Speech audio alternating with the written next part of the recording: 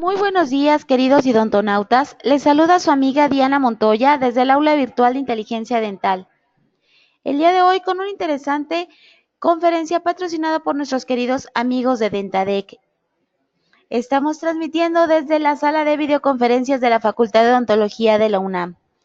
Es un gusto para mí presentarles al maestro Enrique Navarro Bori y a la maestra María Eugenia Vera. Muy buenos días. Bienvenidos.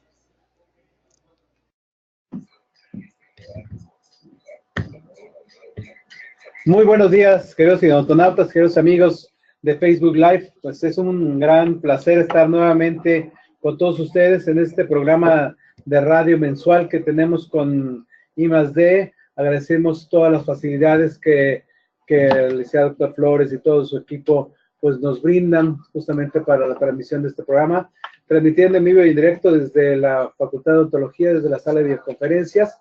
Y bueno, pues el día de hoy nos acompaña el doctor Francisco Javier Ochoa Carrillo, y del cual voy a leer un extracto, porque realmente es un extracto de su currículum, de su gran currículum. Él es cirujano oncólogo certificado en el Instituto Nacional de Cancerología. Él es presidente de la Asociación Mexicana de Lucha contra el Cáncer, y él es actualmente profesor de la Facultad de Medicina de la UNAM. Él es una persona, pues, es muy modesta porque es lo único que nos mandó de currículum, pero yo sé que tiene un gran currículum y bueno, pues conforme va a pasar el tiempo, usted se va a dar cuenta de la calidad de persona que es y la grandeza que tiene en todo este aspecto. Le agradecemos mucho, doctor Ochoa, el poder estar con nosotros este día, el de participar con nosotros en este tipo de eventos que pues semana con semana lo estamos llevando a cabo, y pues tenemos una gran cantidad de personas que nos están asistiendo y nos están oyendo. Agradecemos igualmente a todo el equipo, pues a Maru Eugenia Vera, que está con nosotros, nuestra coordinadora de diplomados, y a todo el equipo de parte de Educación Continua que siempre nos acompaña, que está pues muy a las vivas aquí para poder transmitir siempre de una forma muy certera y adecuada. Muy bien, bueno, pues el tema de hoy prácticamente no tiene gran cosa que ver con la cuestión odontológica, y sin embargo tiene mucho que ver con todo lo que es pues una cultura general para todos los que estamos aquí inmiscuidos en la salud. Y no nada más en eso, sino agradecemos, y porque nos oye mucha gente también, no nada más ciudadanos dentistas, sino nos oye muchas amas de casa y mucha gente que se encuentra alrededor de todo esto. Y bueno, el día de hoy el doctor Ochoa nos va a hablar sobre mitos y realidades sobre el cáncer de mama. Gracias a que a la doctora Aldapri también, que ella fue la que nos hizo favor de hacer este gran contacto. Le agradecemos primero que esté aquí con nosotros. Y bueno, pues el tema es muy interesante, y le agradecemos nuevamente el que pueda participar. Y pues adelante, doctor. Muchas gracias. Muchas gracias. Buenos días a todo el Internet auditorio, así como la honrosa distinción que me hacen al estar en esta cabina transmitiendo para todos ustedes. Con mucho también agradezco la gentileza y la generosidad de los comentarios del doctor Navarro Bori de hacerme la introducción y la presentación, y agradezco mucho a María Eugenia Vera la invitación también que me ha hecho, y sobre todo el interés que pone siempre en preparar los temas. Su servidor este día ha tratado de elaborar un tema en el cual tiene una extraordinaria importancia debido a la frecuencia de este padecimiento, número uno. Número dos, que es un azote de salud pública para nuestras mujeres mexicanas. Número tres, partiendo también de que, por desgracia, todavía en nuestro país seguimos diagnosticando este cáncer de mama en etapas clínicas intermedias y avanzadas en más del 60% de los casos. Y por otra parte, para tratar de dejarles a ustedes un mensaje de que hoy por hoy el cáncer de mama puede ser diagnosticado a tiempo y puede tratarse de forma oportuna, adecuada, suficiente y eficientemente, con una calidad de vida extraordinaria, gracias a los avances que hemos tenido en el desarrollo de la medicina a nivel internacional. En esta ocasión, me han encomendado que los presente a ustedes un tema que creo que tiene relevancia importante, porque muchas de las personas creen que el cáncer solamente le da al vecino del frente o a la vecina del frente, ¿no? Y creo que es importante celebrar que la Facultad de Odontología de nuestra Universidad Nacional Autónoma de México, además de formar extraordinarios odontólogos con muchos posgrados en estas áreas de la odontología, tiene la preocupación y la ocupación de permear una cultura general sobre la salud en la población, y en este caso sobre cáncer de mama. De tal manera que empezaremos a abordar la presentación sobre los mitos y las realidades que suceden en el cáncer de mama. Es un mito que habitualmente la gente piense que además de que el cáncer puede suceder a veces o que está muy lejano, si nosotros le preguntamos a las personas en general, todos tenemos un familiar al menos que ha tenido un padecimiento. Pero, sin embargo, el cáncer de mama cada vez lo vemos con más frecuente y además lo vemos en gente más joven. De tal suerte que nosotros tenemos que estar pensando y debemos irnos adelantando. Yo quisiera, a manera de introducción, hacerles reflexionar sobre la importancia que tienen las glándulas mamarias. Todos ustedes saben que las glándulas mamarias representan la sensualidad, la sexualidad, la maternidad, el sentido de protección y de supervivencia que se puede generar a través del acto sublime de amamantar a los bebés, que además de que es una comunicación íntima, intrínseca entre la madre y el hijo, es fundamental que nuestras mujeres mexicanas amamanten a sus hijos, puesto que a través de este acto se pueden estar transmitiendo muchos factores en cuanto a la inmunocompetencia de los individuos, así como el tener una relación mucho más estrecha, mucho más cercana. Por otra parte, la glándula mamaria siempre ha sido una inspiración para los artistas, los poetas, los dibujantes, los escultores, y siempre han realzado y ensalzado la presencia de esta área. Pero también no hay que negar que es un aspecto de sensualidad y que ha permitido permear a la sociedad y con mucha libertad, y es mucho más frecuente que nosotros estemos acostumbrados a ver las glándulas mamarias expuestas en diferentes circunstancias. Pero ya entrando en el tema, yo quisiera también invitarlos a reflexionar sobre lo que verdaderamente acontece con el cáncer. Ante el hecho simple y sencillamente de considerar la posibilidad de tener un cáncer y al diagnóstico, automáticamente la paciente siempre tiene una relación con sinónimo de sufrimiento, que está dado también por dolor intenso, con tratamientos agresivos, con amputación y con muerte. Esto, pues evidentemente se llega a presentar en la mujer, y no en cualquier mujer, sino que hay algunos factores de riesgos que están perfectamente identificados, como son la edad, la raza, los aspectos reproductivos, los hormonales, los antecedentes genéticos y las cargas genéticas que nosotros podemos tener heredadas a nuestros familiares, así como algún tipo de lesiones proliferativas. Yo quisiera introducirlos también en el tema, manifestando y aclarándoles que existen ciertas ideas generalizadas sobre cómo empieza y cómo se disemina el cáncer, aunque son erróneas a veces, muchos desde el punto de vista científico. Parece que realmente tiene un sentido especialmente cuando estas ideas están arraigadas en teorías anticuadas. El problema verdaderamente radica en que una idea falsa sobre el cáncer puede causar preocupaciones innecesarias e incluso complicar decisiones acertadas para prevenirlo o bien para ofertarle un tratamiento adecuado. Pero ¿por qué la importancia de este tema, además de todo el impacto emocional, físico y económico social que puede presentarse con este padecimiento? Porque es un padecimiento con una gran distribución internacional, de los cuales se llegan hasta registrar hasta 1.380.000 nuevos casos de mujeres en el año. Y de estas, fíjense ustedes, casi una tercera parte fallecen en el mismo año de su diagnóstico.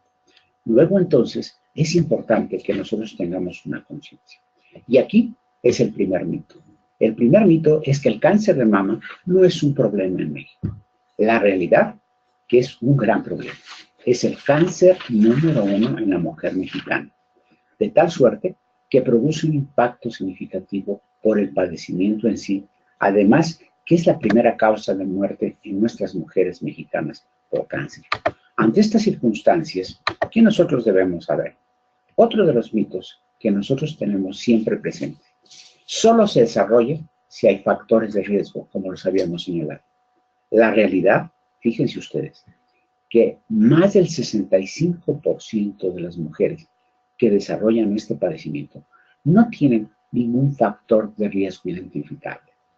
De tal suerte que nosotros debemos de considerar que por el simple hecho de ser mujer, sin que haya algún antecedente o algún factor de riesgo que se tenga identificado, se puede presentar el cáncer de mama y por lo tanto deberemos siempre estar mucho alertas en cuanto a estar protegiendo a nuestras mujeres con una detección adecuada. Lo que sí es cierto señalar es que el mito existe en cuanto a la edad y que la edad no tiene importancia en cáncer de mama para que este se desarrolle. La realidad es de que sí. Y fíjense ustedes, en esta gráfica pueden apreciar que entre más joven se es, las probabilidades de un cáncer de mama son mínimas. Se considera que una mujer alrededor de la segunda década de la vida, los 20 años de edad, tendrá una probabilidad entre casi 2.000 mujeres. Sin embargo, a medida que la edad se incrementa por cada década, vean cómo se va reduciendo las probabilidades en cuanto al número de casos que se llegan a presentar y aumenta el riesgo en forma significativa.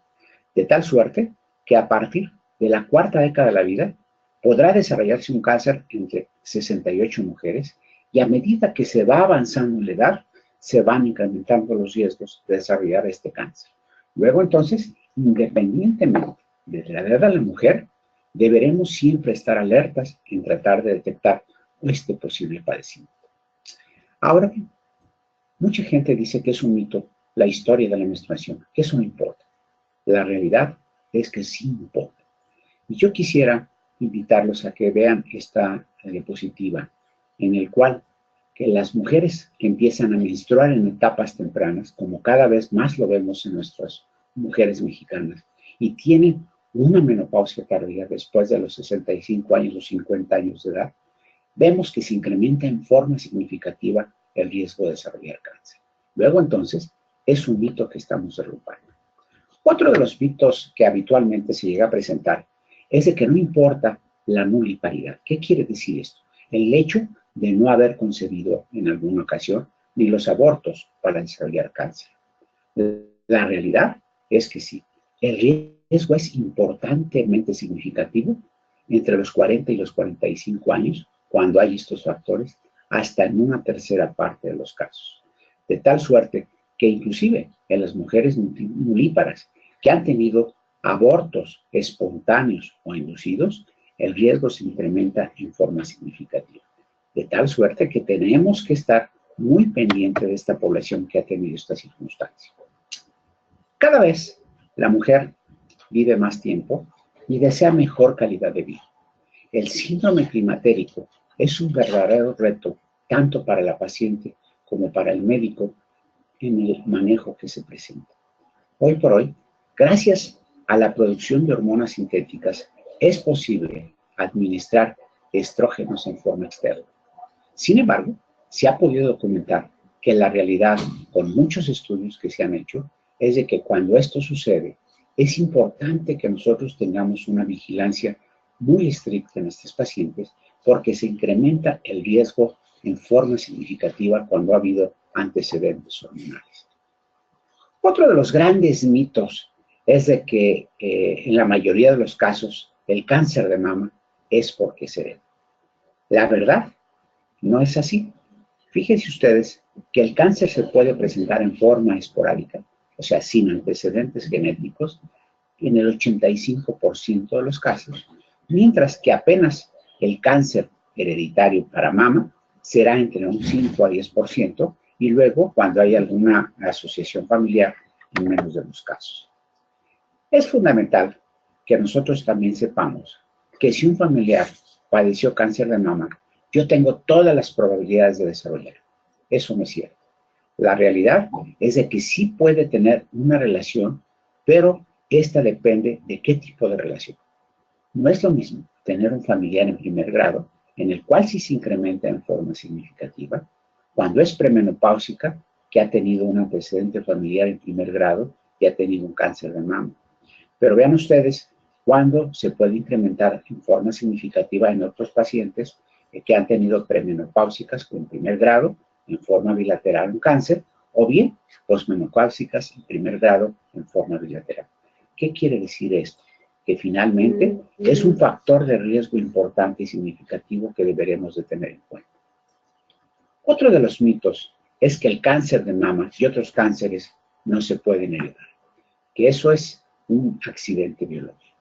La verdad es de que en el grupo pequeño de pacientes, entre un 5 y 10%, que se puede heredar, hay algunos genes que son determinantes para desarrollar este tipo de tumores en la mama, de tal suerte que aquellas personas que son portadoras de una alteración en el gen de un BRCA1 o 2, como es el caso de Angelina Jolie, que ustedes saben que ella, por el antecedente de haber tenido una madre que falleció con cáncer de mama y cáncer de ovario tempranos, ella se sometió en forma profiláctica, antes de tener el cáncer, a mastectomías bilaterales y posteriormente a salpingo-oophorectomía, o sea, a retirar ambos ovarios con el objeto de tratar de disminuir o minorar las probabilidades de desarrollar este cáncer.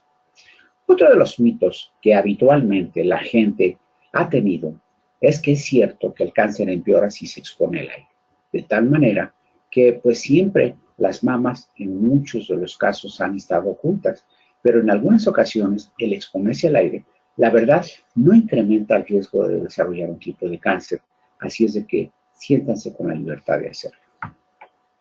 Yo quisiera detenerme un poco y hablar sobre el mito de que es contagioso el cáncer. En general, el cáncer no es una enfermedad contagiosa que se disemine entre las personas con facilidad. La única circunstancia en que el cáncer puede pasar de una persona a otra es cuando nosotros hacemos un trasplante de órganos y tejidos.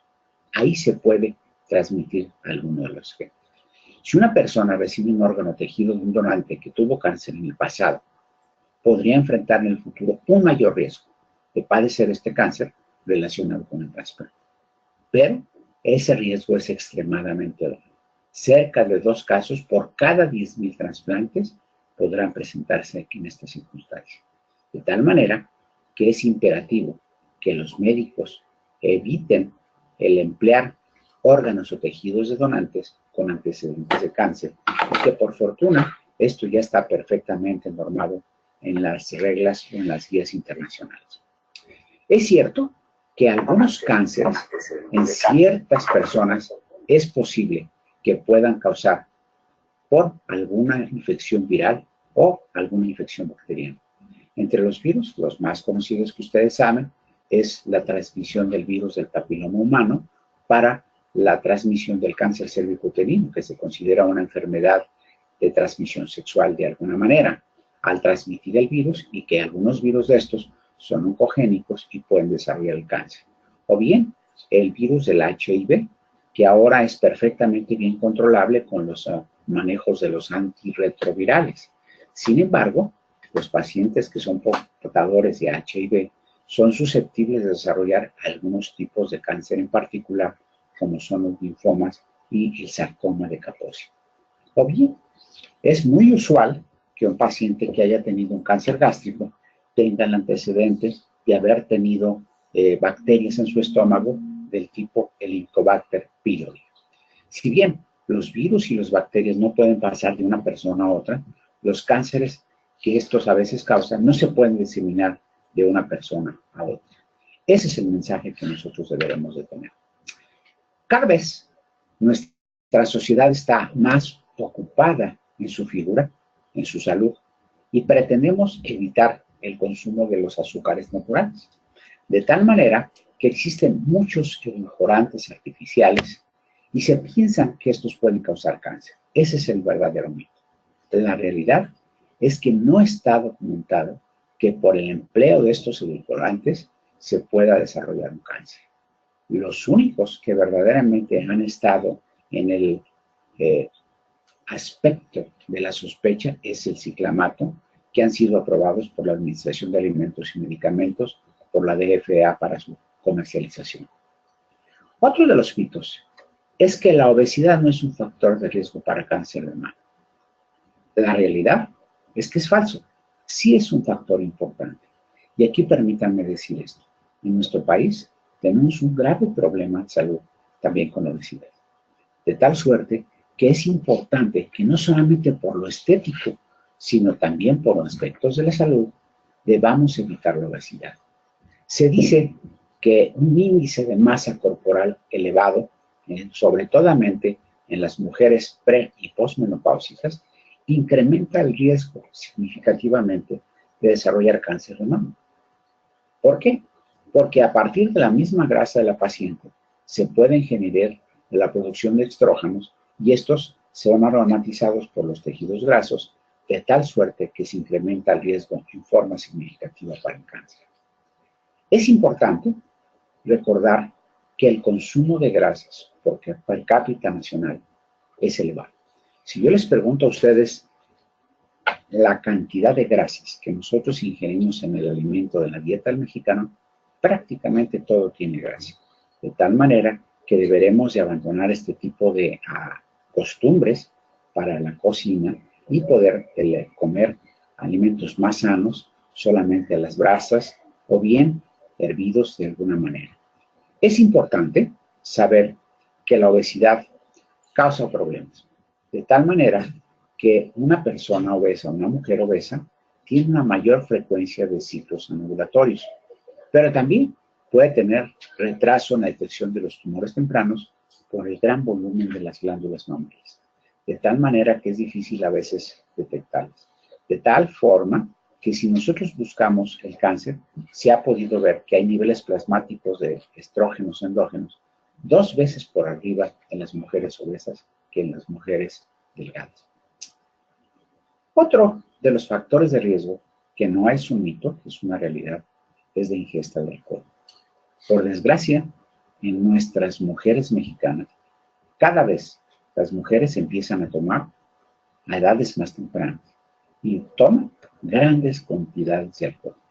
Se dice que en estudios científicos serios, el hecho de ingerir 2 copas o más por día puede incrementar significativamente el riesgo de desarrollar cáncer y especialmente en la historia familiar que ha tenido alguna de estas jovencitas. Yo quisiera ahora pasar a otro de los grandes mitos. ¿Consumir azúcar hará que mi cáncer empeore? La realidad es no. Se puede seguir comiendo azúcar sin ningún problema. El problema es la obesidad, la diabetes, que esto sí es un problema también de salud pública y que nosotros deberemos evitar. Pero al momento se ha podido documentar que pese a un alto contenido de azúcar, que puede tener como consecuencia un exceso de peso, la obesidad está en un riesgo elevado para hacer varios tipos de cáncer, y no solamente cáncer de mama. Esto es importante saber, porque muchas de las mujeres jóvenes piensan que no les puede dar cáncer de mama. Y tienen razón. En las mujeres jóvenes no se desarrolla el cáncer de mama. La realidad es que no.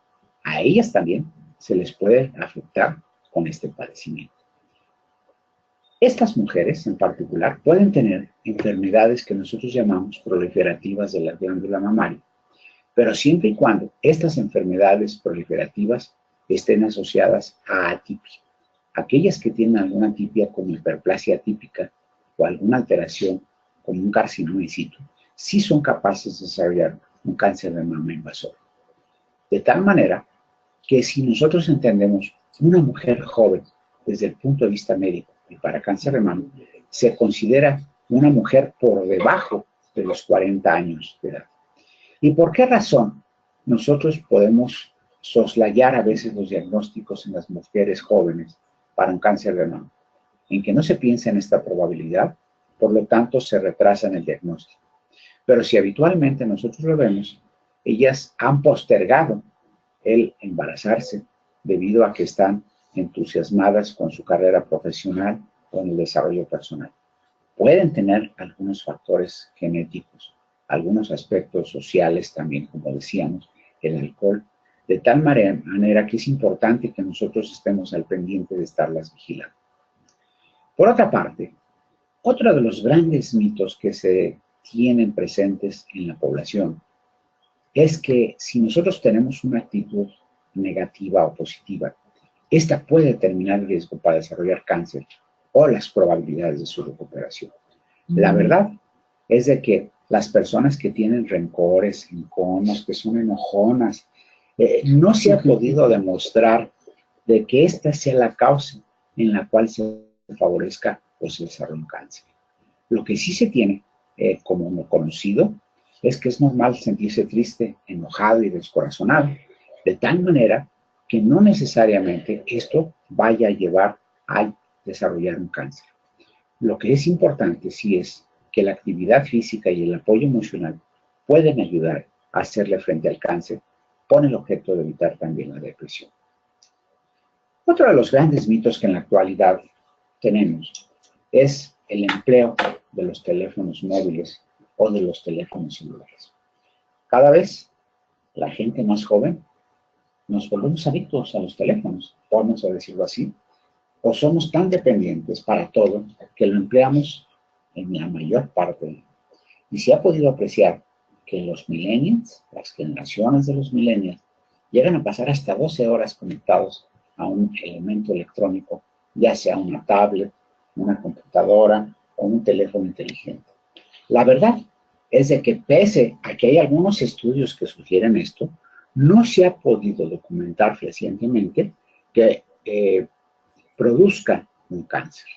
El cáncer puede producir mutaciones genéticas, pero si bien es cierto los celulares emiten cierta energía de baja frecuencia, al parecer no se ha podido documentar que produzcan daños a los genes. Las poblaciones crecen y hemos invadido las áreas rurales, de tal suerte que hoy por hoy, cada vez en las mismas ciudades, estamos expuestos a los cables de alta tensión. Y nuestras casas habitualmente están cerca de ella, de tal manera que nosotros no nos debemos de preocupar por esto, porque realmente no se ha demostrado que haya una relación causa-efecto en estar relativamente cercanos a estas torres que contienen los cables de alta tensión. La energía magnética emitida por estos cables, realmente en forma de radiación, es de tan baja frecuencia que no causa daño a los genes, y esto sí se ha podido establecer. Otro de los grandes mitos es si alguien en la familia tiene cáncer, ¿es posible que yo también vaya a tener cáncer? Necesariamente, esa es la realidad. El cáncer es causado por cambios dañinos o mutaciones en los genes. Solo un 5 a 10% de los cánceres, como habíamos dicho, tienen mutaciones dañinas que son heredadas por los familiares, por los padres. De tal manera que sí es cierto, varias de las familias pueden tener algunas mutaciones y estas las pueden heredar, pero el hecho de heredarlas no implica necesariamente que vayan a desarrollarse y a expresarse en un cáncer de mama. Esto es importante. Sin embargo, hay que identificar perfectamente bien los cánceres que nosotros denominamos como cánceres familiares o hereditarios, porque eso sí, incrementan en forma significativa la posibilidad de desarrollar un cáncer. Otro de los grandes mitos es el expresarle a la mujer, o que la mujer expresa muy comúnmente, el cáncer de mama es mi destino. Fatalista, ¿verdad? De tal manera que esto realmente no sucede. Las mujeres que desarrollan cáncer de mama pueden ser por varios factores. Cambios en el hábito de la alimentación, algunas costumbres sociales, algunas tendencias, el empleo de hormonas, anticonceptivos o los antecedentes familiares. Lo que sí debemos nosotros de tener muy claro, que de cada 10 mujeres en un grupo en general, 2 de estas padecerán cáncer en el transcurso de su vida. Esto nos obliga a estar pendiente de todas nuestras mujeres, porque no vamos a saber exactamente quién es la que va a desarrollar este tipo de padecimientos. Hay algunos trastornos hereditarios fácilmente identificables, que son algunos síndromes que por fortuna son poco frecuentes en nuestra población y que nos hacen la diferenciación entre los grupos de cáncer hereditario, tanto de cáncer de mama familiar como el de mama hereditario. Y estos síndromes son varios: el de mama ovario, Diefraumeni, Coder, Peutz-Jeghers, ataxia telangiectasia. Son síndromes que no acontecen en nuestra población general más allá del 5 al 10% de los casos, y que por lo tanto, solamente que nuestras mujeres tengan algún tipo de estos cánceres, podemos nosotros investigar si están asociados a estos síndromes para poder documentar si pueden ser ellas las que posteriormente puedan heredar estas mutaciones o estos genes que puedan causar estos síndromes. Otro de los mitos es que no hay nada en nuestra comunidad que se pueda hacer para evitar el cáncer de la mama. Yo creo que sí. La comunidad en general, por esto celebro el esfuerzo de la Facultad de Odontología de la Universidad Nacional Autónoma de México, que promueva la divulgación de estos temas, porque nos permite sensibilizar a la población, en primer lugar, sobre un problema importante que es de salud pública, el cáncer de mama. Segundo, ofrecerles orientación clara, precisa, científica, de lo que es cierto y de lo que no es cierto respecto al cáncer de mama. Y se pueden hacer muchas cosas como sociedad. Es importante que nuestras mujeres mexicanas siempre tengan algunas acciones que les permita a ellas autoprotegerse. En primer lugar, acudiendo periódicamente con su ginecólogo, al realizarse ellas mismas la autoexploración mamaria 5 días después de su regla. ¿Quién mejor que ellas mismas no van a conocer sus propios órganos? El realizarse estudios que pueden ser la diferencia entre la vida y la muerte, como hacerse la mastografía y el ultrasonido en forma complementaria, una vez al año por lo menos, a partir de la 4ª década de la vida, que es donde se empieza a incrementar el cáncer de mama, y donde también ya no hay tanta densidad mamaria que nos permita en un momento dado confundirnos con ese patrón de la mama y ocultar un cáncer. De tal manera que con diagnósticos tempranos se puede administrar un mejor tratamiento, menos radicales, menos amputativos, y por lo tanto hacer que estas pacientes tengan una condición de curación y por supuesto mejor calidad de vida. Otro de los mismos mitos que habitualmente nosotros tenemos preguntándonos de nuestras pacientes o de las mujeres mexicanas es que si ellas encuentran en su mama un punto, un nódulo, automáticamente deben de pensar en cáncer de mama, ¿no?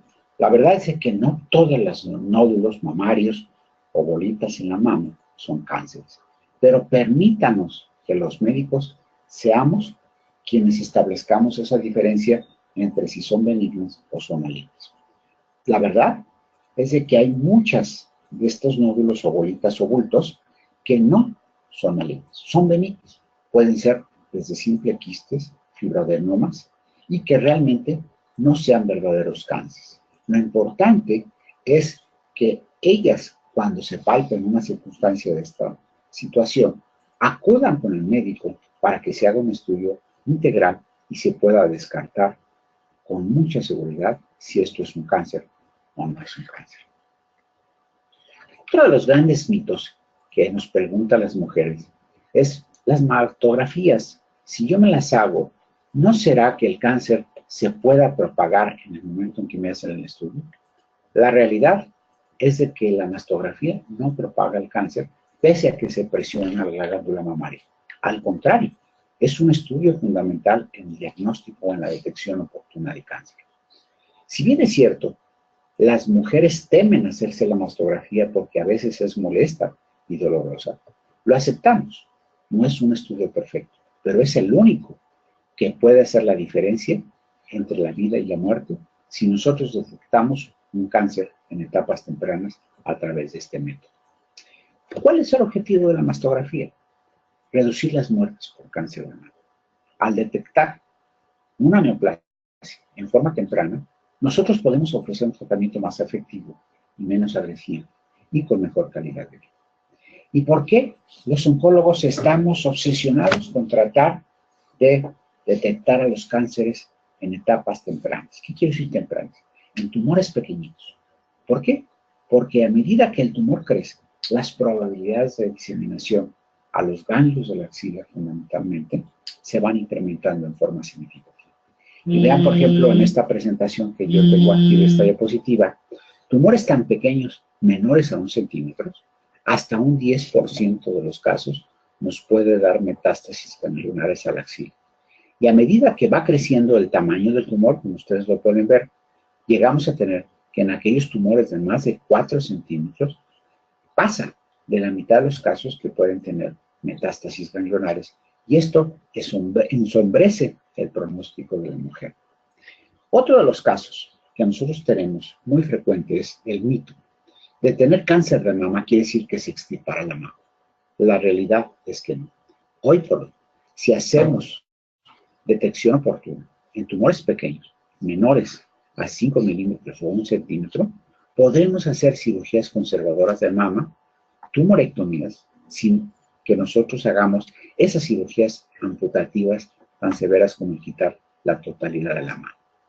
La realidad, mucha gente dice que la mastografía no es tan útil como se dice, pero la verdad es que sí.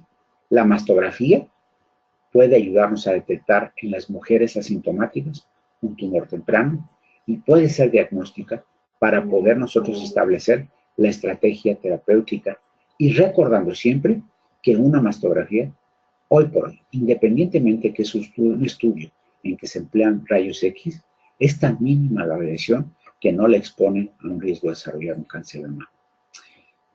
Otro de los mitos importantes que nosotros tenemos es que el tener historial de cáncer de mama en la familia significa que yo también lo voy a tener.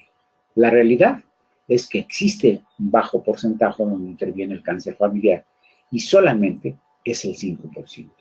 El otro 95% puede no contar con una historia de cáncer y aún así tenerlo. Es menester por esto que nuestras mujeres, independientemente de los antecedentes familiares, y más si se tienen, siempre estén pendientes de detectar este tipo de padecimiento. Por fortuna, nuestra mujer mexicana siempre ha tratado de estar bella y cada vez con la edad trata de cuidarse más.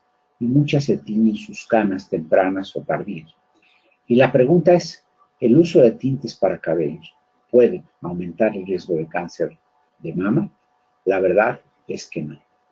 Deben de seguírselo pintando, deben sentirse tranquilos, porque no existe evidencia científica convincente que los tintes para teñir el cabello realmente incrementen este riesgo. Por otra parte, uno de los grandes mitos es de que los golpes directos en la glándula mamaria, los moretones en las mamas producen cáncer de mama. Por supuesto que son órganos sensibles, que son órganos delicados, y lo deseable es que no se peguen o no tengan golpes directos en esas áreas. De tal manera que imagínense ustedes en esta Ciudad de México, al subirse al metro, cuántos golpes o presiones no llegan a tener nuestras mujeres mexicanas. Y por fortuna, este no es un factor de riesgo para desarrollar cáncer. Aunque recomendamos, por supuesto, que no se les golpee jamás, y por otra parte, que no se golpeen en esas áreas. ¿Vean? Otro de los grandes mitos que tenemos es si el sostén puede causar cáncer de mama. La realidad es que no. Pueden ustedes usar el sostén que ustedes necesiten, gusten, deseen o tengan accesibilidad al mismo. Con varilla, sin varilla, se ha podido documentar que verdaderamente no existe un mayor riesgo de desarrollar cáncer, independientemente de usar sostén o no usar. Así es de que siéntanse con la libertad de elegir cualquier situación y no les va a poner en riesgo de desarrollar cáncer. Los bultos en el pecho son el único síntoma, es el mito. La verdad es que puede haber diferentes manifestaciones del cáncer, como puede ser el tamaño, la forma, la textura de la pezón o de la piel misma, que pueden ser señales de alerta. Las mamas hinchadas o dolorosas, la piel irritada con piel de naranja, son señales de alerta para poderlas estudiar. Otro de los mitos es que la mayoría de las mujeres piensan que duele mucho al hacerse una mamografía o la ecografía por mano. La realidad es una realidad dependiendo del paciente. Cada persona tiene un diferente umbral o sensibilidad al dolor. Si es cierto, es un procedimiento molesto porque se hace una compresión de la glándula mamaria, pero también depende del personal técnico que realiza el estudio, de lo cuidadoso y delicado. Pero si es algo molesto y doloroso, vale la pena por el beneficio que este aporta. Y eso es lo que nos debe de quedar en la mente para toda la población, que la mastografía realmente es un excelente estudio que nos permite hacer detección oportuna de cáncer. Otro de los mitos dice, la mastografía transmite mucha radiación. La radiación que actualmente se utiliza en las mamografías es mínima. Si se compara la radiación que recibe la glándula mamaria con una radiografía de tórax, fíjense, es 10 veces menos que una placa de tórax. Sin embargo, el beneficio que da es mucho mayor. De tal manera que no le teman hacerse de mastografía. Ya habíamos hablado mucho sobre el cáncer hereditario. Se puede heredar el gen, pero sí se recomienda que las mujeres con historia familiar se realicen con más precisión cada año el estudio de mastografía y el ultrasonido. Otro de los grandes mitos de nuestra población es que aunque el cáncer de mama se diagnostique en etapas tempranas, es una sentencia de muerte. La realidad es que no. Si se diagnostica por diferentes formas, en forma temprana, debe de quedar muy claro que este se puede curar y se puede tener una sobrevida muy elevada y con una buena calidad de vida. No siempre el cáncer es hereditario y debemos de tenerlo en cuenta. Se ha encontrado que solo 1 de cada 3 mujeres con un cáncer que ha tenido antecedentes familiares puede tener un cáncer de mama. Cada vez el empleo de los anticonceptivos es común por diferentes situaciones. No hay que satanizar a los fármacos. Hay que manejarlos con cuidado y con vigilancia. Pero sí es cierto que aunque la realidad es que el cáncer está muy relacionado con las hormonas, el consumo de este tipo de hormonas anticonceptivas no incrementa significativamente el riesgo de desarrollar cáncer. De tal manera que estas deben de ser de preferencia monitoreadas por su médico, por su ginecólogo y siempre al pendiente de sus glándulas mamarias. Otro gran mito que se llega a presentar es que el cáncer de mama solo le da a las mujeres. No, en los hombres también podemos padecerlo. Se dice que es muy raro, menos del 1% o alrededor del 1% puede ocurrir en los hombres. Sin embargo, tiene una característica muy particular. En la mayoría de los casos está por arriba de los 60 años de edad. Y aquí les muestro un ejemplo de un cáncer de mama en los hombres, en el cual es exactamente igual el comportamiento que el cáncer de mama en la mujer. Con una situación en que el pecho del hombre no es tan generoso como el de la mujer y por lo tanto es mucho más fácil detectarlo en forma adecuada. Esto es importante que nosotros lo tengamos en cuenta y que, fíjense ustedes, pese a que la mama es pequeña, los tumores se diagnostican más tarde que en la mujer porque no se piensa en esta posibilidad. En los hombres, a partir de la 6ª década de la vida, también deberemos de explorarles sus pechos, sobre todo en aquellos hombres que empiezan a tener aumento de volumen en sus glándulas mamarias. Y ustedes saben que puede ser un fenómeno natural que al envejecer el hombre, también por la deprivación hormonal natural, sus glándulas mamarias puedan crecer. Otro de los grandes mitos, y aquí yo quisiera nada más considerar algo importante, es si se nos detectan todos los casos un cáncer de mama, una mastectomía. Dijimos que no, que tenemos la opción de que si lo diagnosticamos temprano, podemos hacerlo con una cirugía conservadora. Y después de un tratamiento, las mujeres dicen, doctor, ya me operó, ya me dio quimioterapia, ya me dio radioterapia, si ese es el caso, ya no tengo glándula mamaria, ¿puede regresarme el cáncer de mama? La realidad es que puede ser posible que haya una recaída entre los 5 y los 10 años, pero es mucho menos probable después de este tiempo. Es por esto que después de un tratamiento nosotros Estamos dándole siempre un seguimiento a las pacientes con el objeto de detectar en forma oportuna una posible recurrencia. Otro de los mitos que me permite presentarles a ustedes es que no hay nada que puedas hacer para disminuir el riesgo de desarrollar. La realidad es que sí se pueden hacer algunas estrategias para disminuir la probabilidad de contraer cánceres. Se recomienda el ejercicio con una caminata rápida a la semana, por lo menos 15 minutos. Y esto ha podido documentarse que al evitar la obesidad también disminuye con mucho el riesgo de desarrollar otro tipo de padecimiento. Nuestras mujeres mexicanas son pulcras. Y además de bañarse, de asearse, de ponerse talco, a veces en sus axilas utilizan, o muchas veces, los famosos desodorantes o antiperspirantes. La verdad, hoy por hoy, la realidad es que no ha habido una relación causa-efecto con los diferentes tipos de antiperspirantes o desodorantes. De tal manera que es mejor que huelan rico y sin temor, ya que no desarrollarán este tipo de padecimiento como es el cáncer de mama. Esto es importante que nosotros lo tengamos en cuenta también. Si nadie en mi familia ha tenido cáncer, ¿significa que no tengo ningún riesgo? La realidad es que no. Ya hemos hablado en todo el transcurso de la presentación todas las opciones que tenemos de posibilidades de desarrollar cáncer por el simple hecho de ser mujeres.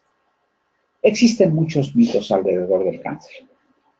Lo ideal es combatirlos. ¿Cómo combatir estos mitos? Con información adecuada, con información científica, con una buena orientación médica. Por lo tanto, los invitamos a que se informen adecuadamente y que acudan con su médico regularmente para que él haga un chequeo. Tienen más probabilidades de desarrollar cáncer, y este es un mensaje que quisiera yo ir cerrando.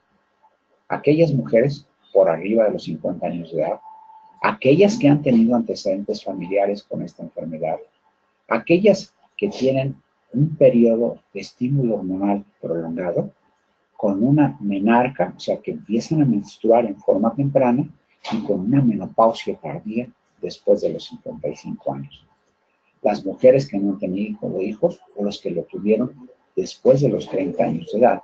Y esto lo vemos cada vez en nuestra población femenina más.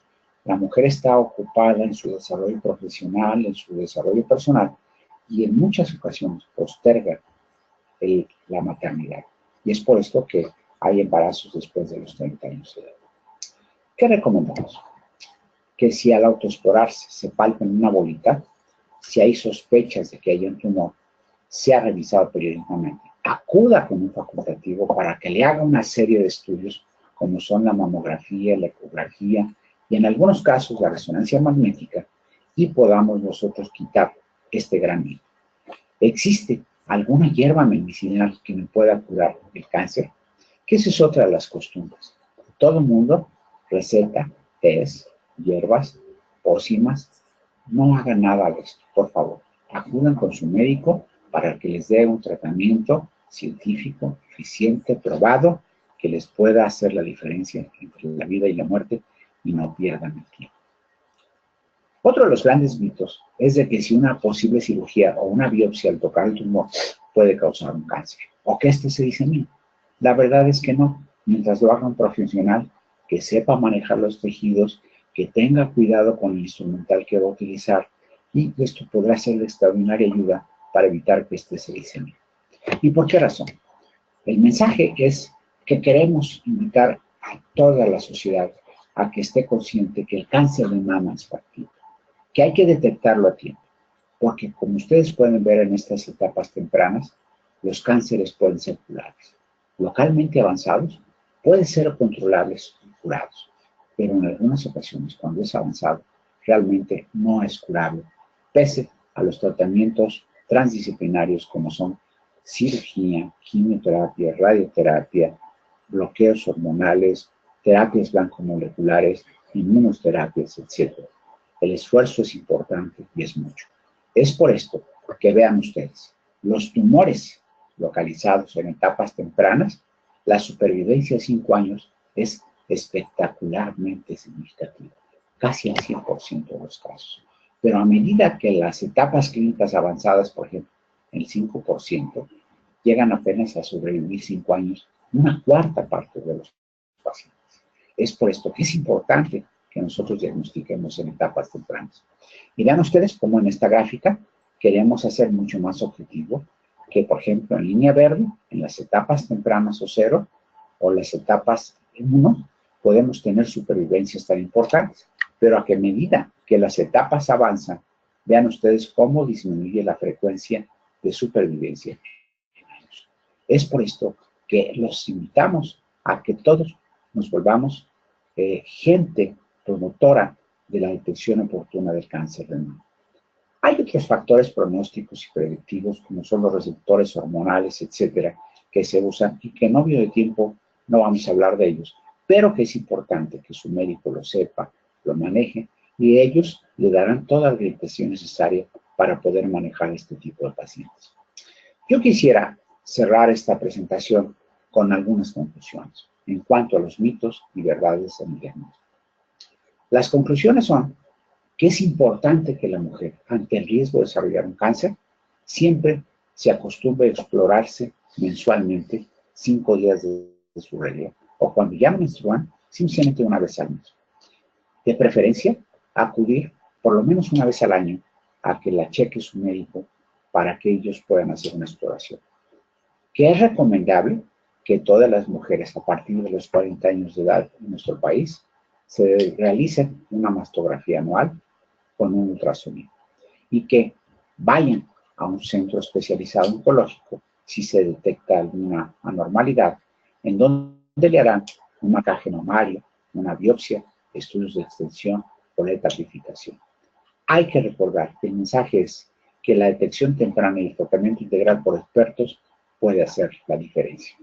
Con esto, espero no haber sido profuso, confuso y difuso, sino haberles dado a ustedes un panorama sobre los mitos y las realidades que manejamos en la sociedad, en la cotidianidad. Y estaremos abiertos a todo el público con el objeto de poder contestar cualquiera de sus preguntas. Muchas gracias. Muchísimas gracias, doctor. La verdad es que es muy interesante toda esta plática, muy ilustrativa sobre todo para toda nuestra sociedad, para que esté enterada bien de todos los mitos y realidades que sobre el tema ocurren. Yo creo que esto es una plática muy ilustrativa, muy objetiva, ¿sí? Le agradezco mucho esto porque realmente rompe muchos esquemas que la gente se puede hacer alrededor de todo esto, ¿no? Yo creo que las conclusiones son extremadamente importantes. Yo creo que una de las situaciones que más nos provoca que la gente se autoexplore, o todas las mujeres se autoexploren. Sí, me sorprende un poco la cifra de nombres. Sí, no sabía que existía una cifra ya tan alta. Y bueno, antes de pasar al tema de las preguntas, bueno, pues agradecerle mucho esta plática. Ojalá y esta plática tenga mucha reproducción. Agradecemos a todos los internautas, a toda la gente de Facebook Live que ha estado conectando con nosotros y que pues tenga varias preguntas. Hay muchas felicitaciones. Un ratito más vamos a tratar de contestarlas. Bueno, más bien el doctor los va a contestar. Sí, y vamos a darle el espacio de educación continua con la doctora María Eugenia Vera. Gracias, doctor. Me regala el micrófono.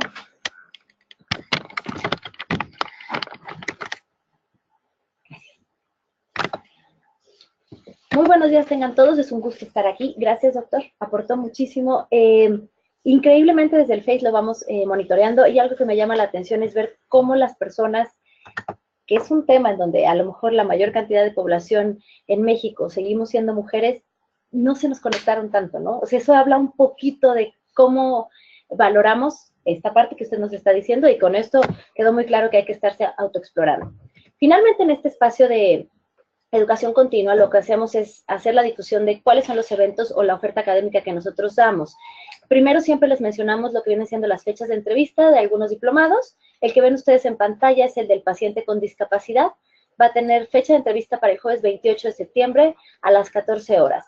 Ya saben que la ubicación donde ustedes deben traer toda la documentación es a la coordinación de diplomados, que estamos en el edificio E, primer piso, atrás de la cafetería. Tenemos también próximamente el diplomado de cirugía bucal. para el viernes 22 de septiembre a las 16 horas. Si se dan cuenta, las entrevistas siempre las ligamos con el horario que van a tener estos diplomados y el mismo día que se van a llevar a cabo. El diplomado de cirugía bucal y el antes mencionado que es el de paciente con discapacidad, es importante aclarar que son diplomados teórico-clínicos, en donde pueden llevar la práctica con los pacientes para elaborar todos estos temas. Y por último, en cuanto al bloque de diplomados, tenemos la fecha de entrevista del paciente adolescente o del tratamiento multidisciplinario del paciente adolescente, el día miércoles 11 de octubre a las 11 horas. Recordarles, igual que los 3 diplomados, son con opción a titulación aquellos alumnos egresados de nuestra Facultad de Odontología. La documentación que siempre se les solicita es copia del título, copia de la cédula profesional, un pequeño currículum en corto sin documentos comprobatorios y una fotografía a tamaño infantil a color. Saben que la solicitud de registro la pueden bajar de nuestra página de la facultad o solicitarla directamente aquí en Coordinación de Diplomados. Y eventos dentro de nuestros congresos, que son nuestros eventos más grandes, por así decirlo, porque se llevan a cabo en pequeños días, pero con bastante auditorio. Vamos a tener ahorita en septiembre, del 27 al 29, el Congreso de Cirugía Oral y Maxilofacial. Recalcándolo porque se cumplen 40 años de la especialidad como tal en nuestra Facultad de Odontología y se está celebrando con este evento. Llevado a cabo en el Auditorio Raúl Fournier de la Facultad de Medicina, en los días antes mencionados. Y también en octubre 12 y 13 vamos a tener ya la tercera reunión anual de lo que vienen siendo los posgrados de periodoncia e implantología. Igual, la misma sede va a ser el Auditorio Raúl Fournier de la Facultad de Medicina. Ambos con una cuota de recuperación de 1,200 pesos. Saben que siempre Educación Continua ha tratado de ofertar la beca o algún tipo de reconocimiento a todo lo que vienen siendo nuestros alumnos y profesores de la Facultad de Odontología, haciéndolo así con un descuento del 50%, presentando la credencial vigente. Recordando que cada vez nuestros eventos tienen más auge, entonces sí es cupo limitado, sí pueden ir haciendo y pidiendo informes en lo que vienen siendo los correos de Educación Continua o en la página de la facultad para que registren su inscripción, hagan el pago y tengan su lugar asegurado a los mismos. Y dentro de los cursos sabatinos me gustaría resaltar 3 que vamos a tener próximamente. Uno va a ser el del 23 de septiembre, que es antibiótico-terapia en odontología. Este lo da nuestra doctora María Teresa Espinosa Meléndez. Anunciamos que es en auditorio para que ustedes sepan que no hay limitación con el número de acceso de las personas. Para el 30 de septiembre vamos a tener el curso, y este sí es limitado porque es curso taller, el de efectos del yoga y la meditación en la salud. El ponente es el doctor Juan Maldonado Martínez. Y para el 7 de octubre vamos a tener el curso de RCP con el ponente Horacio Morán Enríquez. Ambos, los 2 últimos, saben que está limitado con el número de personas que se está diciendo, para que aquellas que estén interesadas puedan solicitar su ficha de registro con nosotros en la Coordinación de Diplomados o al correo que aparece en pantalla, que es el de diplomadosodontunam@gmail.com, para que su ficha de referencia se les sea enviada y ustedes nos puedan mandar después la foto con el pago ya realizado en el banco. Últimamente, y saben que a partir de febrero de este año hemos estado transmitiendo todos los miércoles en punto, a veces y a veces no, de las 10 de la mañana, lo que viene siendo el Facebook de la Facultad de Odontología. La próxima semana saben que vamos a estar igual, con un tema un poco diferente, que va a ser todo lo que viene siendo con complicaciones y situaciones anormales en la articulación temporomandibular. Siempre les decimos esto, aunque suene repetitivo, saben que estamos para servirles. Lo que ven en pantalla viene siendo nuestros correos, para tanto información de diplomados y cursos sabatinos, así como de congresos y cualquier otro evento que tengamos en educación continua. Igual, es últimamente que nos estamos comunicando con ustedes a través de redes sociales, las que ven en pantalla. Seguimos con nuestro método tradicional, que es por teléfono. Y recordarles que el programa del día de hoy del Facebook de la Facultad de Odontología es un poco más largo porque nosotros tenemos una vez al mes enlazado el programa de radio con I+D, que ahorita están con nosotros, y recordarles que ellos vuelven a estar con nosotros lo que viene siendo el 4 de octubre. Gracias, doctor. Muchas gracias, Maru. Bueno, pues le agradecemos a toda la gente que ha estado en línea con nosotros y agradecemos igualmente a I+D pues esta gran oportunidad. Y bueno, dentro de nuestro espacio de diálogo que tenemos regularmente con nuestros conferencistas, queremos hacer algunas preguntas que han surgido y que, aparte de decirle que tiene varias felicitaciones, sí, están un gusto estar con nosotros, excelente, importante información. Es un tema muy interesante por ser mujer y odontólogo. Saludos desde Toluca. Sí, dice que el doctor Castor que se preguntaba si, como está entendiendo, es predisponente pero no determinante. Aquí no entendí muy bien la pregunta. Es predisponente pero no determinante. Pero bueno, aquí no sé. No sé si la tienes ahí completa la pregunta, Mari. Ok, ahorita la hacemos esta pregunta completa. Y desde Durango, la doctora Silvia Carrillo, muy interesante, excelente conferencia. Dice Mari Carmen Fuentes, ¿existe mayor probabilidad de cáncer cuando una mujer decide no tener hijos? ¿Por qué? No es un factor determinante el hecho de no tener hijos, pero es un factor de riesgo que siempre se tiene que considerar. De tal manera que sí se ha podido apreciar en algún grupo de pacientes que el tener hijos puede ser un factor de riesgo que disminuye al tenerlos. Sin embargo, debo decirles a ustedes que nuestra población mexicana, la gente que va al Instituto Nacional de Cancerología, no es el factor común.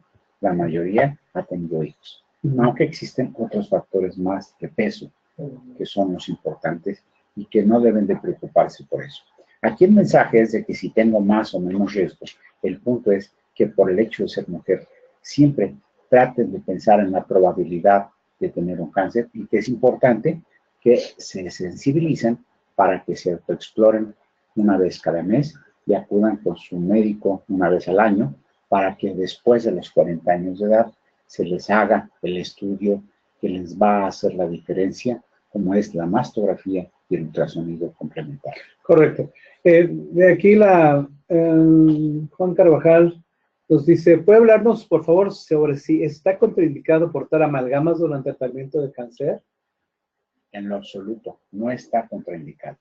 Las amalgamas es un extraordinario recurso. Hoy los materiales dentales han tenido un extraordinario avance. Hay diferentes tipos de materiales y no es una contraindicación para usarlos en los tratamientos de cáncer. Se tendrá que valorar en el caso particular de algún cáncer de cavidad oral en que sean susceptibles de ser radiados, qué tipo de amalgama, cuándo emplearla, cuándo no emplearla, o retirarlas. Pero en términos generales, el empleo de amalgamas no predispone per se a desarrollar un cáncer y menos un cáncer de mama. La doctora Carmen Arreguín dice, ¿la lactancia tiene relación con el cáncer? Se ha podido apreciar que las mujeres que lactan pueden disminuir sus probabilidades de cáncer de mama. Mas, sin embargo, la experiencia internacional no es del todo igual. Insisto, les refiero a la experiencia que tenemos en el Instituto Nacional de Cancerología, que muchas de nuestras mujeres mexicanas han lactado y de estas pacientes que van al Instituto Nacional de Cancerología desarrollan cáncer de mama. Yo creo que es un factor que no tiene un peso significativo. Yo creo que hay muchos factores que unos tienen mayor o menor peso, pero que en forma aislada no son representativos. Pues le saludan también desde San Diego. Muchas gracias. Dice Teresa Guadalupe Loreto, si hay síntomas del cáncer de mama, como algún tipo de dolor. Por supuesto. El cáncer de mama puede manifestarse a través de un nódulo, a través de la deformación o retracción de la piel, a través de secreción serohemática por el pezón, o bien, en un momento dado, al palparse un nódulo mamario, que éste pueda tener alguna molestia o algún dolor. La gente cree que el cáncer no duele. Las más de las veces no en etapas tempranas, pero los cánceres pueden doler. Y dependiendo de la etapa clínica, podemos tener manifestaciones tan floridas como una lesión tumoral muy palpable, ya con cambios en la axila, o bien, inclusive, enrojecimiento de la piel, o bien que pueda ulcerarse en la piel y llegue a fungar, o sea, a salir el tumor a través de la piel. Y esos son los casos extremos que nosotros no debiéramos de ver hoy en el siglo XXI. Claro. Ni menos en nuestro país, cuando por fortuna tenemos la tecnología, el conocimiento, la experiencia para poder hacer los estudios de detección oportuna a través de la mastografía. Gracias, doctor. También estamos conectados con nuestros odontonautas y quisiéramos a lo mejor, por falta de tiempo, porque el tema fue muy extenso y fue muy bueno y interesante, teníamos ya ve que un espacio de diálogo, entonces, en el cual ellos también refieren, haciendo como resumen de todo lo que ahorita nos aportó. Finalmente, como mujeres, lo que tenemos marcado o establecido es la palpación una vez al mes después de la menstruación, ¿no? Después de los 40 años, idealmente es estar haciendo la mastografía una vez al año. Eso lo vamos a tener a lo mejor de manera particular todas las mujeres ya aplicable. La situación aquí es, después de un resultado de mastografía que indique algo, hacia dónde dirigirse, hacia dónde derivar. Y esto tiene que ver con lo que decíamos a nivel hospitalario manejar el paciente con cáncer. Por supuesto, ante la sospecha de un cáncer, debemos de acudir con un médico oncólogo certificado que pueda él establecer el diagnóstico. Y la mejor forma de poder establecer el diagnóstico es la biopsia. Si no tenemos un fragmento de tejido que nosotros podamos estudiar en microscopio y poder definir la alteración de las células que nos implique que sea un cáncer, eso es un cáncer. Y una vez que sea un cáncer, si la persona tiene la posibilidad de atenderse en la práctica privada, hay extraordinarios oncólogos en diferentes instituciones privadas que pueden hacerlo. Si tiene la paciente seguridad social, puede acudir a cualquiera de sus instituciones que la protegen, como es el ISSSTE, el IMSS, la Secretaría de la Defensa Nacional, el Seguro Popular, inclusive puede arropar a todas las mujeres que tienen hoy por hoy cáncer de mama, y una vez con el diagnóstico pueden entrar a una institución oficial de servicios públicos, como puede ser el Hospital General de México, el doctor Lisiaga, o bien el Hospital Juárez o el Instituto Nacional de Cancerología, para que sean estudiados y tratados, o inclusive el FUCAM, que es otra de las grandes instituciones que ha hecho una extraordinaria labor en este tipo de diagnóstico y de tratamiento. Gracias, doctor. Por último, una pregunta de los odontonautas, y por tiempo no se preocupen, vamos a poner al doctor a trabajar, ya sea vía correo o por medio del Face. Después de un tratamiento de quimioterapia, ¿en qué momento es conveniente hacer un tratamiento odontológico? Bueno, el tratamiento de quimioterapia es un tratamiento que está programado y planeado habitualmente por semanas, y cada ciclo va dependiendo más o menos alrededor de 4 semanas. Lo recomendable es que terminemos el tratamiento de quimioterapia y luego manipular lo que es cualquiera de las piezas dentales. Lo que sí sería deseable y recomendable que antes de empezar un tratamiento oncológico se haga una profilaxis, una limpieza de la cavidad oral, se haga un diagnóstico de cómo está la situación de la cavidad oral, porque las caries pueden facilitar a veces una infección y esto no es adecuado, sobre todo en la paciente que recibe un tratamiento de quimioterapia y que sí se puede inmunodeprimir, de tal suerte que no es recomendable que se infecte. Eso debemos hacer, o sea, una evaluación integral de la cavidad oral antes de cualquier tratamiento oncológico. Una pregunta, volviendo igualmente al manejo de pacientes con cáncer en el hospital, doctor. ¿Qué se hace en el hospital cuando una paciente llega con estas características? ¿Se la atiende, se le explica? Evidentemente hay algún tipo de nivel sociocultural que tienen los pacientes. ¿Se le explica de qué se trata? La idea y obviamente los mitos que usted decía y mencionaba era precisamente esa persona que se siente afectada por un cáncer y dice, no voy a morir. Yo creo que la actitud que ahora tenemos en la oncología, todas las escuelas de nuestro país, por fortuna, es de ofrecer siempre de ayudar a alguien, independientemente de su situación, de su etapa clínica del diagnóstico. La primera responsabilidad que tenemos es tener un acercamiento de tú a tú con la paciente. Número 2, conversar sobre su padecimiento en los términos, con el texto o las palabras que ella le sea comprensible. Tercero, informarle cuál es el panorama de su padecimiento, cuáles son las estrategias terapéuticas que pudiéramos o debiéramos emplear y finalmente los resultados que se pudieran esperar con estas estrategias terapéuticas. Si nosotros, independientemente del nivel social, cultural, nosotros identificamos a nuestra paciente su necesidad y le explicamos, va a entender. Y esto nos va a ayudar con mucho a que juntos se tome la mejor decisión para el mejor tratamiento. Y finalmente, la paciente tenga menos incertidumbre al conocer cuál es el futuro de ella.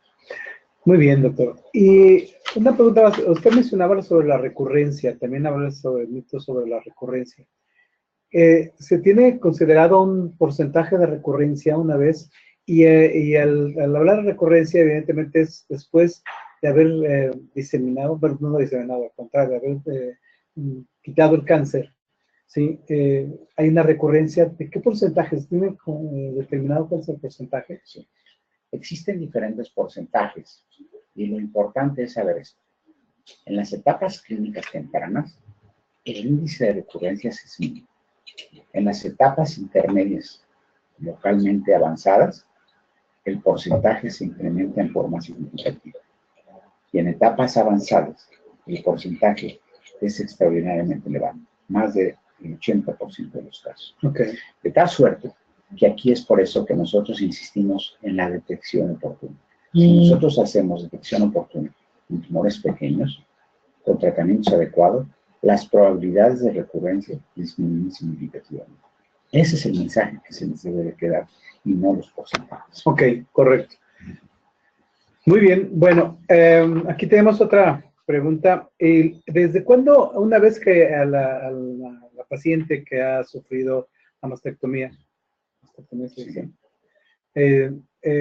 ¿cuándo inicia la rehabilitación? Esto me imagino que va acompañado por una cuestión psicológica también, una ayuda psicológica. Por supuesto. Nosotros pensamos que hoy la oncología moderna, al ser tan disciplinaria, debe de participar en las decisiones terapéuticas un experto en rehabilitación.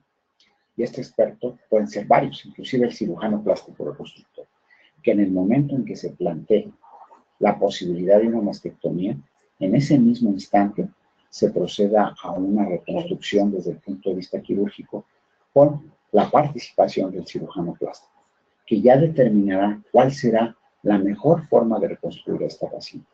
Esto le va a dar seguridad, le va a dar sensación de integridad corporal y sobre todo se va a sentir acompañado en el proceso por todo su grupo.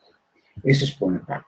De tal suerte que esto se debe de planear, debe de planearse en el tratamiento. Si la paciente no es una candidata a ser reconstruida o reconstruida de inmediato, se le debe de invitar a que participe en la rehabilitación funcional con ejercicios físicos que le puedan ayudar a restaurar la movilidad y la sensibilidad de su zona.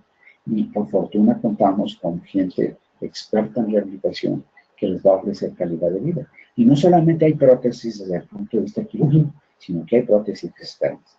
Una de las grandes experiencias que hemos nosotros obtenido es que la ayuda de las personas que han cursado con este padecimiento se están agrupando en organizaciones. A eso iba yo, precisamente preguntarle si existían así como grupos de ayuda, grupos que tenían como, no sé, como un tipo de alcohólicos anónimos o alguna cosa así. Sí, existen en esa parte de este tipo de grupos. Por supuesto, nosotros tenemos la gran ventaja de contar con el apoyo del Grupo Retus, una organización que tiene más de 30 años de fundada, que está precisamente agrupando a todas las mujeres mastectomizadas que han tenido este proceso y en el cual se han podido desarrollar algunas instructoras que permiten divulgar cómo rehabilitar. Y ellas visitan a las pacientes que van a ser llevadas a cirugía y les muestran las posibilidades de tener prótesis externas que ellas pueden elaborar inclusive y que se hacen a un bajo costo. Okay. Y les dan los consejos de cómo emplear los sostenes, cómo emplear trajes de baño para que ellas inclusive se puedan incorporar al ejercicio acuático, etc. Esa es una extraordinaria ventaja y nosotros siempre tratamos de acercar a nuestros pacientes a ese nivel. También en rehabilitación es muy importante el linfedema. Cuando se hacen mastectomías o gangliosentinelas, a veces es necesario tener una rehabilitación porque se hinchan los brazos. Hay que tratar de evitar que se hinchen estos brazos, pero hay una asociación que se llama Linfática Mexicana que da sugerencias, apoyo y terapia para tratar de combatir el linfedema en este tipo de pacientes. Por fortuna sí contamos con estas organizaciones. Perfecto. Bien, doctor, pues nos agota el tiempo. Yo creo que todavía existen muchas preguntas. Se las vamos a pasar para que nos haga favor de contestarlas. Para todos los odontonautas y sobre todo para la gente de Facebook Live que está acompañándonos. Realmente es un tema muy interesante que va a dar para muchas conexiones posteriormente. Se las vamos a hacer saber.